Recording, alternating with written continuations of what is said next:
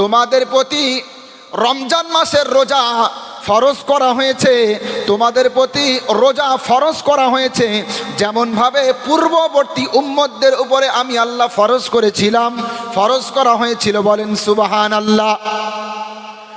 ও মুসলমান, এই আয়াতের আলোকে আমরা বলবো রমজান মাসের রোজা এটা কোনো নতুন বিধান না। উম্মতে মুহাম্মদের আগেও যারা ছিল, ইহুদি খ্রিস্টান, নবী মুসা আলাইহিস সালামের উম্মত, নবী ঈসা আলাইহিস সালামের উম্মত, তাদের প্রতিও আল্লাহ রোজা ফরজ করেছিলেন। ঠিক না বে ঠিক? ঠিক তো নাকি বলেন? এই যে সারাদিন না খেয়ে আমরা থাকি, রোজা আদায় করি, এটা নতুন কোনো বিষয় না। আমরা হয়তো ভাববো এটা আবার কত কষ্টের বিষয় সারাদিন না খেয়ে থাকে। না, আল্লাহর নৈকট্য অর্জন করার জন্য এটা কঠিন একটা মাধ্যম, যেটা আল্লাহ সুবহানাহু ওয়া তাআলা উম্মতে মুহাম্মদীকে যেমন দিয়েছেন পূর্ববর্তী উম্মতকেও দিয়েছিলেন। বলেন সুবহানাল্লাহ। রোজা রাখবেন তো ইনশাল্লাহ? নাকি রাখবেন তো ইনশাল্লাহ? আল্লাহ তৌফিক দান করুক। আর অনেকেই তো আছে মাশাআল্লাহ, রোজা আসার আগে ওই যে লাইলাতুন নিসফি মিন শাবান যখন আসে, শবে বারাতের রাত যখন আসে, তখন থেকেই বিভিন্ন অজুহাত দেখানো শুরু করে। এবছরে তো ইচ্ছা ছিল রোজা রাখবো, মনে বড় তামান্না ছিল, কিন্তু জানি না কি হবে, ইত্যাদি ইত্যাদি বলে এড়িয়ে দেওয়ার চেষ্টা করে। ঠিক না? যাই হোক, আল্লাহ সুবহানাহু ওয়া তাআলা রমজানের রোজা আমাদের জন্য থাকা যেন সহজ করে। সকলেই বলেন আমিন। ও মুসলমান, সুস্থ শরীর নিয়ে, শরীর সুস্থ আছে, এরপরেও রমজান মাসের রোজা আদায় করে না, এমন মুসলমান আমাদের সমাজে আছে না নেই? বলেন।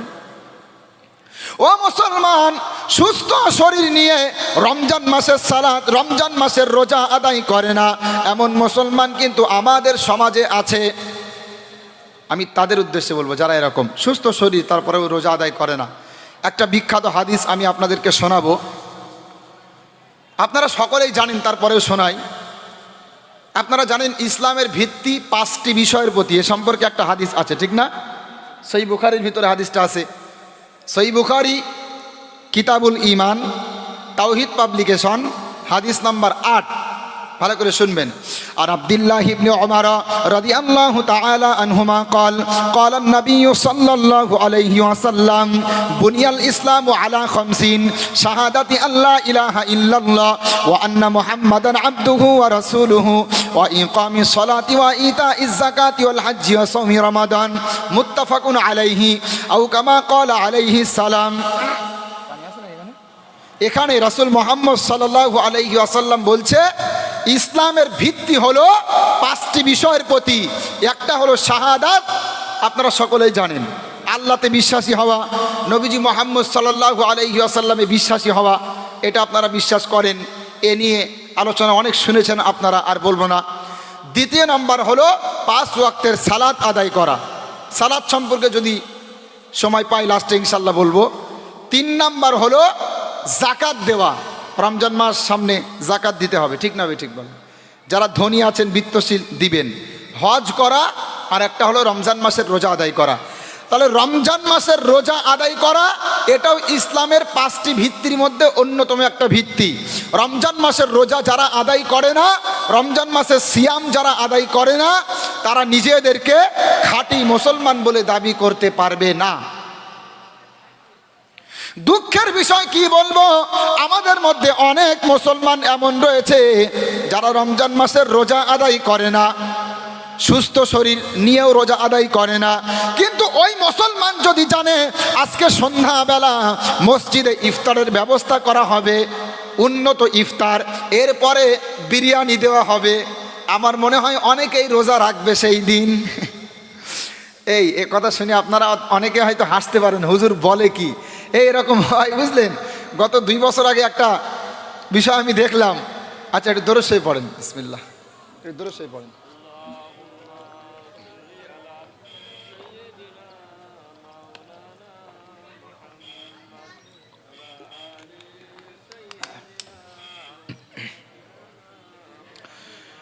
আপনি হয়তো ভাববেন যে হুজুর কি বললো না, ঠিকই। আমি একদিন এক ভাইকে দেখলাম, সেদিন সে রোজা রাখেনি বুঝলেন, একজন মুসলমান ভাই। তো বিকালের দিকে সে শুনতে পারলো যে আজকে মসজিদে বিরিয়ানি দেওয়া হবে ইফতারের পরে। তখন বলছে ইস কি কাজ করলাম, যদি রোজাটা আজকে রাখতাম। চিন্তা করেন, এক প্লেট বিরিয়ানির দাম তো 100 টাকা। এক প্লেট বিরিয়ানি খাওয়ার জন্য সে আফসোস করছে, যদি আমি রমজানের রোজাটা আজকে রাখতাম। ও মুসলমান, এগুলো লজ্জাজনক বিষয়। আরে বিরিয়ানি না, আল্লাহ সুবহানাহু ওয়া তাআলার একটা ফরজ বিধান, আপনাকে রোজা পালন করতে হবে, ঠিক না ঠিক বলেন? ইফতার খাওয়ার জন্য রোজা, সেই একটা গজলের কথা মনে পড়ে গেল, হাস্যকর গজল কিন্তু বাস্তবতার সাথে মিল আছে। দাড়ি ছাঁটা গোপে আটা গাজাই মারে দম, নামাজ নাই রোজা নাই ইফতার খাওয়ার জম। আছে না নেই বলেন? এমন আছে তো নাকি বলেন? এমন থাকে। দাড়ি ছাঁটা গোপে আটা গাজাই মারে দম, নামাজ নাই রোজা নাই ইফতার খাওয়ার জম। এই হলো আজ যাদের নীতি তারাই হলো বিচারপতি, এই হলো আজ যাদের নীতি তারাই হলো বিচারপতি। ধর্মের বেলায় ঘুম, ধর্মের বেলায় ঘুম, দাড়ি ছাটা গোপে আটা গাজাই মারে দম, নামাজ নাই রোজা নাই ইফতার খাওয়ার জম। আছে না নেই বলেন? আরে কিছু আছে সারা বছর রোজা রাখে না, নামাজ কালাম কিছুই পড়ে না, রমজান মাস আসলে বিশেষ করে যেদিন ইফতার দেবে, ইফতারের সময় যদি হয় 5টা 40-এ, তো উনি 4টের সময় গিয়ে মসজিদে বসে থাকে, ঠিক না ঠিক বলেন? এত বেশি দিনদার। আর রমজান যখন পার হয়ে যাবে তাদের আর খুঁজে পাওয়া যায় না। বুঝলেন কি বললাম? নামাজের কথা বলবেন, কি বলবে জানেন? নেই ফজরে নেই জহরে নেই কো আসরে, মাগরিব হলে তারাই বসে প্রথম কাতারে, প্রথম কাতারে। নেই ফজরে নেই জহরে নেই কো আসরে, মাগরিব হলে তারাই বসে প্রথম কাতারে, প্রথম কাতারে। রুকুই গেলে কোমর ব্যথা, সেজদাই 2 হাঁটু ব্যথা, এখন কি করুম, এখন কি করুম। ঠিক আছে না? নামাজ পড়তে বললেই বলবে কোমরে ব্যথা। বুঝলেন? দিব্যি ভালো মানুষ, হেঁটে বেড়াচ্ছে, সুস্থ মানুষ, দৌড়ে বেড়াচ্ছে, ওকে যখনই নামাজের কথা বলবেন আমার হাঁটুই ব্যথা, ওকে যখনই সালাতের কথা বলবেন বলবে আমার মাজায় ব্যথা। এগুলো লজ্জাজনক বিষয়, বিশ্বাস করেন? ও মুসলমান, রমজান মাসের রোজা এটা কিন্তু আমাদের জন্য ফরজ, কিন্তু সুস্থ শরীর নিয়ে রমজান মাসের রোজা আদায় করে না এমন হতভাগা মুসলমান আমাদের সমাজে আছে না নেই? আছে তো নাকি বলেন? এই কথা ভুল বলছি বলেন? আছে না? আপনারা তো মাশাআল্লাহ রাখবেন, কিন্তু অনেকে বলে আছে এরকম। এটা ইমাম সাহেবরা জানবেন ভালোভাবে, অবশ্যই আছে। ও মুসলমান, সুস্থ থাকার পরে অনেক বান্দা এমন আছে রমজান মাসের রোজা আদায় করে না। আমার মনে হয় তারা যদি জানতো রমজান মাসের রোজার গুরুত্ব কত, আমার মনে হয় তারা যদি জানতো রমজান মাসের রোজা রাখার ফজিলত কত, আর না রাখলে কতটা পাপ, আমার মনে হয় তারা কখনোই কাজা করতে পারতো না। ও মুসলমান, কেউ যদি ঈমান অন্তরের মধ্যে নিয়ে নবীজি মুহাম্মদ সাল্লাল্লাহু আলাইহি ওয়াসাল্লামের প্রতি বিশ্বাস স্থাপন করে, আল্লাহর প্রতি বিশ্বাস স্থাপন করে, ঈমান বুকে নিয়ে দয়ার সাথে ইহসানের সাথে যদি রমজান মাসের রোজা আদায় করে, আমার আল্লাহ তার পিছনের গুনাহগুলো মাফ করে দেয়। বলেন সুবহানাল্লাহ। আল্লাহ তার পিছনের গুনাহগুলো মাফ করে দেন। আমি বানিয়ে বলছি না। যদি বলেন দলিল, সহিহ বুখারী 1 নম্বর খণ্ড, যদি বাংলা বুখারী দেখেন, অ্যাপ্লিকেশন দেখেন, তাওহীদ পাবলিকেশন 38 নম্বর হাদিস, ভালো করে শুনবেন। আন আবি হুরায়রা রাদিয়াল্লাহু তাআলা আনহু قال قال النبي صلى الله عليه وسلم من صام رمضان ايمانا واحتسابا غفر له ما تقدم من ذنبه او كما قال عليه السلام। আল্লাহর নবীর সাহাবী আবু হুরায়রা রাদিয়াল্লাহু তাআলা আনহু থেকে বর্ণিত, বিশ্বনবী মুহাম্মদ সাল্লাল্লাহু আলাইহি ওয়াসাল্লাম বলছেন, কেউ যদি ঈমান অন্তরে নিয়ে, কেউ যদি ঈমান বুকে নিয়ে ইহসানের সাথে রমজান মাসের রোজা আদায় করে, একটা মাস রোজা পালন করে, আমার নবী বলছেন ওই ব্যক্তির পিছনে যত গুনাহ রয়েছে আমার আল্লাহ গুনাহগুলো মাফ করবে। বলেন সুবহানাল্লাহ। বিশেষ করে সাগীরা গুনাহগুলো আল্লাহ মাফ করে দিবেন, কাবিরা গুনাহের জন্য তওবা করতে হয়। তো সামনে রমজান মাস, রমজান মাসে তওবাও তো কবুল হয়, ঠিক না ঠিক বলেন? বেশি বেশি। তাহলে বলেন হাদিস যদি আমরা বিশ্বাস করি, রাসূল সাল্লাল্লাহু আলাইহি ওয়াসাল্লামের প্রতি যদি আমাদের ঈমান থাকে, নবীজি মুহাম্মদ সাল্লাল্লাহু আলাইহি ওয়াসাল্লামের হাদিসকে যদি আমরা সঠিক বলে মনে করি, রোজা আদায় করলে পিছনের গুনাহগুলো মাফ হবে, আল্লাহর প্রিয় ভাজন হতে পারবো, এতে কোনো সন্দেহ আছে নাকি বলেন? আর কবে পরিবর্তন হবেন বলেন? পরিবর্তন হলে বললেই বলবেন, পরিবর্তনের কথা বললেই বলেন ভবিষ্যতে হবানি, ভবিষ্যতে পরিবর্তন হবানি। দেখেন না কত মানুষ আমাদের মাঝে ছিল, বিদায় নিয়েছে, আর কবে পরিবর্তন হবেন? আজকে আপনি দুনিয়াতে আছেন, কালকে নাও থাকতে পারেন, এটার নাম দুনিয়া। কবি বলছেন, যেদিন নাম ঠিকানা বদল হয়ে নাম হবে মারহুম, সেদিন আজরাইল আসিবে কাছে, ভাঙবে না আর ঘুম। সেদিন নাম ঠিকানা বদল হয়ে নাম হবে মারহুম, যেদিন আজরাইল আসিবে কাছে, ভাঙবে না আর ঘুম। বাপ দাদায়ার প্রতিবেশী কত জনে কবরবাসী, তোমার আমার দম ফুরালে গলে ঝুলবে মরণ ফাঁসি। কার যে কখন আসবে মরণ সবাই বেমালুম, সেদিন নাম ঠিকানা বদল হয়ে নাম হবে মারহুম, যেদিন আজরাইল আসিবে কাছে, ভাঙবে না আর ঘুম। সেদিন নাম ঠিকানা বদল হয়ে নাম হবে মারহুম। বলেন যখন তখন মৃত্যু হতে পারে না বলেন? পরিবর্তন হবেন তো ইনশাল্লাহ। তো রমজান মাসের রোজা পালন করতে হবে। রোজা সম্পর্কে একাধিক হাদিস রয়েছে মুসলমান। সাহাবী আবু হুরায়রা থেকে আরেকটা হাদিস আছে, আল্লাহ সুবহানাহু ওয়া তাআলা তিনি বলেন, নবীজি মুহাম্মদ সাল্লাল্লাহু আলাইহি ওয়াসাল্লাম তিনি বলছেন, ক্বাল আল্লাহু তাবারাকা ওয়া তাআলা ইয়াদাউ তুআমাহু ওয়া শারাবাহু ওয়া শাহওয়াতাহু মিন আজলি আস-সাওমু লি ওয়া আনা আজজি বিহি। বলেন সুবহানাল্লাহ।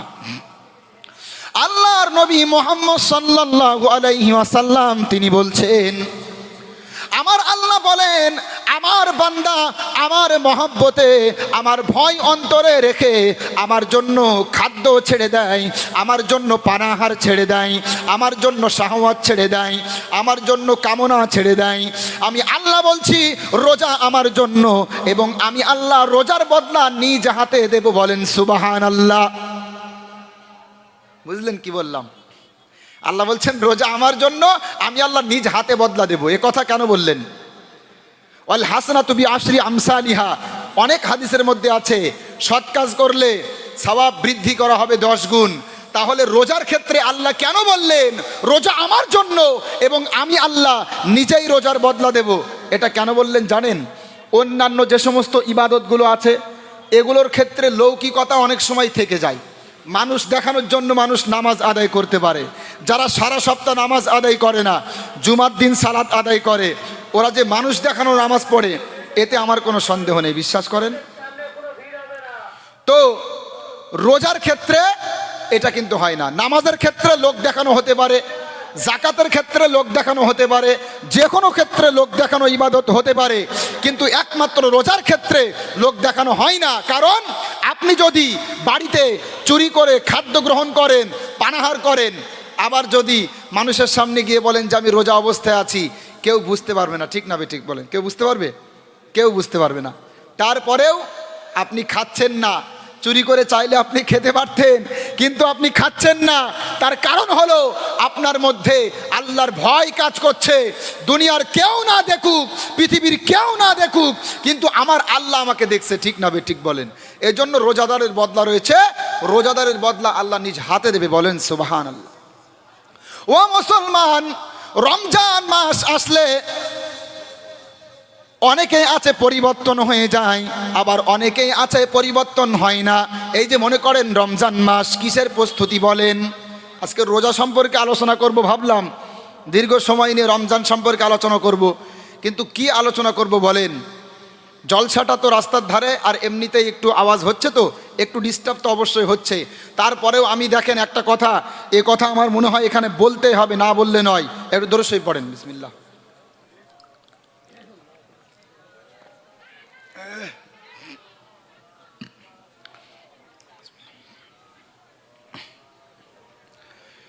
যে সমস্ত বিষয়ের কারণে সমস্যা, ওই বিষয় নিয়ে আমাদের মুখ খুলতেই হবে। আচ্ছা বলেন তো, জলসা দেওয়া নফল না ফরজ বলেন তো? আচ্ছা ওখানে যে মাইকে বলছেন, ওই মাইকে যদি ভাই কি পরিবেশে বুঝলাম না তো কিছু আমি।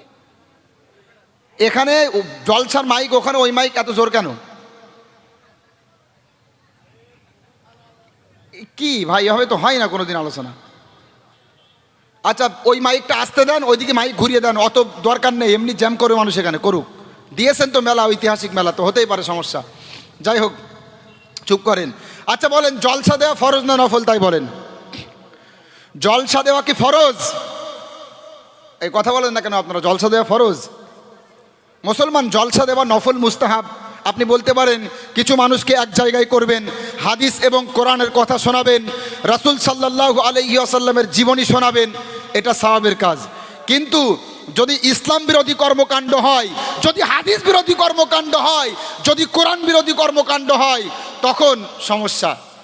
এই যে বাজার আপনারা বসিয়েছেন, এখানে ছেলে মেয়ে ঘোরাঘুরি করবে না করবে না বলেন? করবে তো। ও মুসলমান, আমরা যারা এখানে বসে আছি, আমি আপনাদেরকে বললাম আমাদের ইমানটা মজবুত হবে, কোরআনের কথা শুনলে আমাদের ইমানটা বেড়ে যাবে। কিন্তু দুঃখের কথা কি বলবো, বাজারে যারা ঘুরছে, আমি আল কোরআনুল কারীমের মধ্যে কিছু আয়াত এমন দেখেছি, এই সমস্ত আয়াতগুলো ওই ব্যক্তির বিরুদ্ধে অবস্থান নিবে, এই সমস্ত আয়াতগুলো এই সমস্ত ব্যক্তিদের বিরুদ্ধে অবস্থান নিবে। জলসার নামে যখন মেলা বসে, আপনাদের বাড়ির অনেক মেয়েরা 18 বছর হয়ে গেছে, 20 বছর হয়ে গেছে, মাথার চুলগুলো আলগা করে দিয়ে বাজারে ঘুরে আছে না নেই? আছে না? ইয়াং মেয়ে মাথার চুল আলগা করে দিয়ে বাজারে ঘোরাঘুরি করে, আছে না নেই বলেন? আছে তো বলেন। এগুলো লজ্জাজনক বিষয়। আল কোরআনুল কারীমের 2টা আয়াত ব্যাপকভাবে লঙ্ঘিত হচ্ছে আজকে জলসাগুলোতে, বিশ্বাস করেন।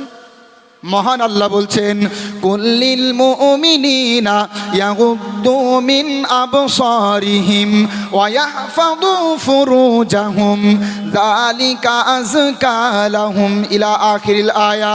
সূরাতু আন-নূর 18 নম্বর পারা, 12 নম্বর পৃষ্ঠা, 4 নম্বর রুকুর 30 নম্বর আয়াত। মহান আল্লাহ বলছে, হে নবী, আপনি ইমানদার পুরুষদেরকে বলেন তারা যেন তাদের দৃষ্টি অবনত রাখে। ভালো করে শোনেন ও ভাই, হাতে ধরি পায়ে ধরি, যারা বাজারে ঘোরাঘুরি করছেন, যারা চায়ের দোকানে পানের দোকানে আড্ডা দিচ্ছেন, এখনো পর্যন্ত যারা প্যান্ডেলে আসতে পারেননি, আমি তাদের উদ্দেশ্যে বলছি, আপনার আল্লাহ, যার হাতে আপনার জীবন, যার হাতে আপনার মরণ, সেই আল্লাহ বলছে, হে নবী, আপনি পুরুষ ইমানদারদেরকে বলেন তারা যেন তাদের দৃষ্টি অবনত রাখে, লজ্জাস্থানের হেফাজত করে, চোখের হেফাজত করে, এটা তাদের জন্য অধিক পবিত্রতার বিষয়। আচ্ছা তাহলে এবার বলেন তো, আল্লাহ বলছেন ইমানদার পুরুষদেরকে বলেন তারা যেন চোখের হেফাজত করে, তারা যেন লজ্জাস্থানের হেফাজত করে। আপনারা বলেন, যারা এই বাজারে ঘোরাঘুরি করছে, যে সমস্ত যুবক যুবতীরা, এরা চাইলে কি চোখের হেফাজত করতে পারবে? এরা চাইলে কি চোখের হেফাজত করতে পারবে? কখনো পারবে না। জলসা তো আজকে মিলন মেলা, জলসা মানে মিলন মেলা। গ্রামের ছেলেরা মনে করবে, গ্রামের মেয়েরা মনে করবে, আরে বাড়িতে বসে থাকার সময় আছে নাকি? বাজারে যাব, একে অপরকে দেখব, কি মজা। কোথায় সময় জলসার প্যান্ডেলে বসে কোরআন শুনবো? আরে কোথায় সময় জলসার প্যান্ডেলে বসে হাদিসের কথা শুনবো? বাজারে ঘোরাঘুরি করবে, একে অপরকে দেখবো। এই রকম একটা উদ্দীপনা তাদের অন্তরে কাজ করে। আল্লাহর কসম করে বলছি, কিয়ামতের দিন এই আয়াত তাদের বিপক্ষে সাক্ষ্য দেবে। আল্লাহকে সাক্ষী রেখে বলছি, যারা এগুলো করছে, বিশ্বাস করেন, শুধু পুরুষদের জন্য না, মা বোনদের জন্য এই আদেশ আমার আল্লাহ করেছেন। মহান আল্লাহ বলছেন, ওয়াকুল্লিল মুমিনাতি ইয়াগুদুনা মিন আবসারিহিন্না ওয়া ইয়াহফাযুনা ফুরুজাহুন্না ওয়া লা ইউবদিনা যিনাতাহুন্না ইল্লা মা যাহারা মিনহা। মহান আল্লাহ বলছেন, হে নবী, আপনি ইমানদার নারীদেরকে বলেন তারাও যেন তাদের চোখের হেফাজত করে, লজ্জাস্থানের হেফাজত করে, এবং তাদের থেকে যতটুকু প্রকাশমান তার থেকে বেশি যেন তারা প্রকাশ না করে। কার আদেশ বলেন? আর আজকে ইয়াং মেয়ে মাথার চুল আলগা করে দিয়ে বাজার ঘাটে করে, এগুলো সত্যি লজ্জাজনক বিষয়। যাই হোক, আমিও কথাগুলো বলবো না। আপনাদের এখানে অনেক বক্তা, বুঝতেই পারছেন, আর আমি এলাকার ছেলে, সেই হিসাবে আমার সময় কম। এই জন্য কিছু গুরুত্বপূর্ণ কথা আমি যেগুলো বলছিলাম রমজান সম্পর্কে কিছু কথা বলবো। বিস্তারিত আলোচনা আমার আপনারা শুনেছেন, আপনাদের এখানে অনেকবার এসছি, আমি বিস্তারিত আলোচনা করেছি। আমার পরে দূর দূরান্ত থেকে অনেক বক্তা এসছে, তারা একে একে আসবে। অবশ্যই আপনারা অতি দ্রুত এখানে এসে বসে পড়েন। তো আমি যে কথা বলছিলাম, রমজানের ব্যাপারে আলোচনা করছিলাম। তো রমজান মাসে রোজা রাখবেন। এরপরে রমজান মাসে যে কাজটা আপনারা বেশি বেশি করবেন, রমজান মাসে একটু কোরআন তেলাওয়াত করবেন। করবেন তো ইনশাল্লাহ? কোরআনের সাথে বেশি বেশি সম্পর্ক রাখবেন। বুঝলেন কি বললাম?